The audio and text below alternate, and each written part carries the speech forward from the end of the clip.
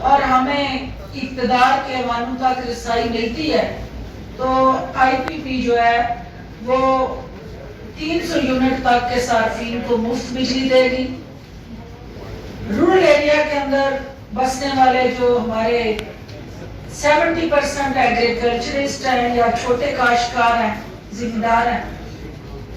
ان کو ہم ہر حال میں جو بجلی کا لوڈ ہے اس سے سولر پہ شفٹ کر کے سبسیڈائز کر کے ان کو وہ سارا سپورٹ جو حکومت کو وہ بوجھ اٹھانا چاہیے جو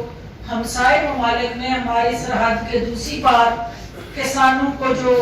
سپورٹ حکومتی سطح پہ دستیاب ہے، کیونکہ فوڈ سیکورٹی آپ کا اگلا چیئرمین بننے جا رہا ہے، کیونکہ جتنی تیزی سے آپ کی آبادی بڑھ رہی ہے اتنی تیزی سے آپ کے ریسورسز نہیں بڑھ رہے، اسپیشلی جو اناج آپ کا سارا امپورٹ ہو رہا ہے اور آپ کے ریسورسز ڈپلیٹ ہو رہے ہیں۔ تو آئی پی پی یہ سمجھتی ہے کہ فوڈ سیکورٹی کو ہر حال میں انشور کرنا، پروٹیکٹ کرنا جو ہے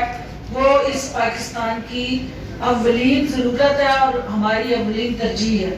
دوسری چیز جو ہے وہ ختم نبوت پہ اظہار ہے۔ کوئی بھی جماعت یا ملک جو ہے خاص طور پہ وہ ملک جس کی بنیاد ہی لا الہ الا اللہ محمد رسول اللہ صلی اللہ علیہ وآلہ وسلم پہ رکھی گئی ہے، تو ہم اپنی جو ہے وہ اپنی کمیاں، کوتاہیاں یا غلطیاں جو ہے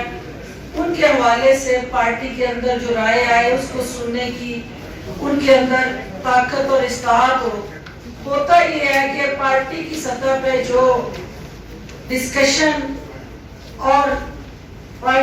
ڈیفرنٹ پوائنٹ آف ویوز جب پارٹی میں ڈسکس ہوتے ہیں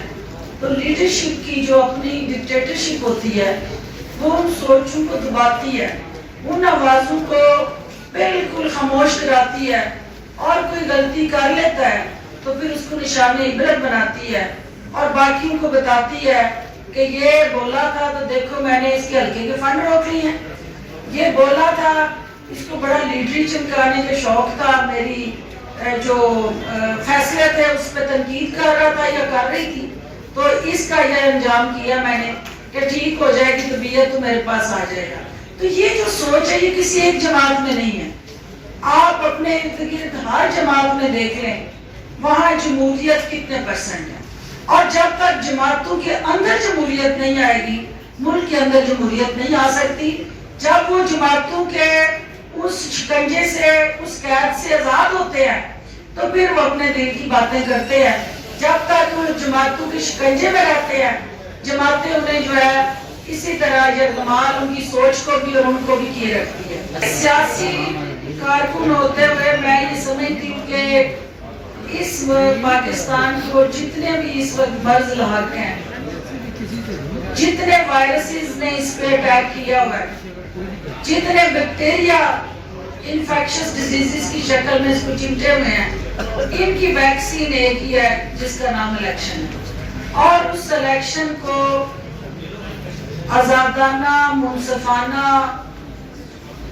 تھرو ریگولیٹر جو الیکشن کمیشن آف پاکستان ہے اس کو انشور کرنا چاہیے کہ وقت پہ الیکشن ہو، اور میں پر امید بھی ہوں کہ کوئی ایسی صورتحال اور حالات مجھے نظر نہیں آ رہے کہ یہ الیکشن نہ ہو، لیکن الیکشن کرنا اور اس پورے الیکٹورل پروسیس کے اندر آزادانہ الیکشن کے نتائج کو قبول کرنا، یہ دو مختلف چیزیں ہیں۔ اب تک پاکستان میں جو بھی رہا ہے الیکشن کے رزلٹ کے بعد کا ماحول، تو کبھی ہارنے والے نے الیکشن کے نتائج کو نہیں مانا، تو ونس فار آل، کیونکہ ہمیں یہ سیکھنا چاہیے دوسرے ممالک سے، جہاں جمہوریت ہے وہاں کیوں الیکشن پہ انگلی نہیں اٹھائی جاتی، سرحد سے پار ہمارا جو بھی ان سے ایک نظریاتی اور ہمارا بدترین دشمن اور مخالف ہوتے ہوئے اس کو الیکشن کے دوران جو ریگولیٹر ہے جس نے وہ الیکشن کرانے ہیں اس کو جو اختیار حاصل ہے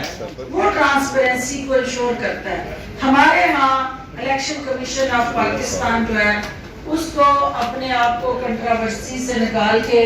سب کے لیے قابل قبول ادارے کے طور پہ سامنے آنا ہے